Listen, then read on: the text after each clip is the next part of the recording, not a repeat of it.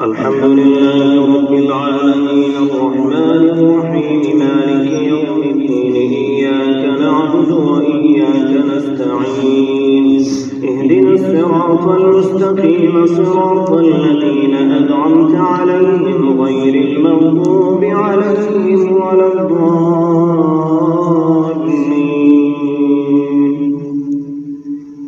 ومن يقنت منكن لله ورسوله وتعمل صالحا نؤتها أجرها مرتين وأعتدنا لها رزقا كريما.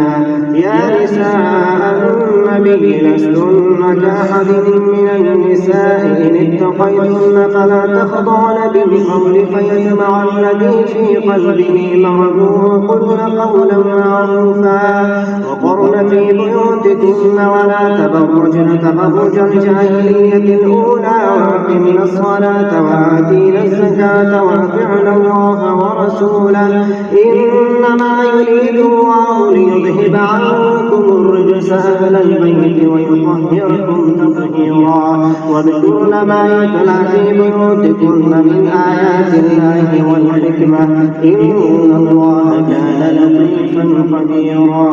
إن المسلمين والمسلمات والمؤمنين والمؤمنات والقانتين والقانتات والصادقين والصادقات والصابرين والصابرات والخاشعين والخاشعات والمتصدقين والمتصدقات والصائمين والصائمات والحافظين فروجهم والحافظات والذاكرين الله كثيرا والذاكرات أعد الله لهم مغفرة وأجرا عظيما. وما كان لمؤمن ولا مؤمنة إذا قضى الله ورسوله أمرا أن يكون لهم الخيرة من أمرهم ومن يعص الله ورسوله فقد ضل ضلالا مبينا. وإذ تقول للذي أنعم الله عليه وأنعمت عليه أمسك عليك زوجك واتق الله وتخفي في نفسك ما الله مبديه وتخشى الناس والله أحق أن تخشى. فلما قضى زيد منها وطرا زوجناكها لكي لا يكون على المؤمنين حرج في أزواج أدعيائهم إذا قضوا منهن وطرا وكان أمر الله مفعولا. ما كان على النبي من حرج فيما فرض الله له سنة الله في الذين خلوا من قبل وكان أمر الله قدرا مقدورا.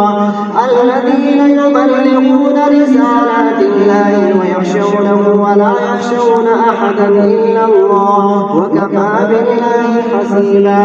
ما كان محمد أبا أحد من رجالكم ولكن رسول الله وخاتم النبيين وكان الله بكل شيء عليم.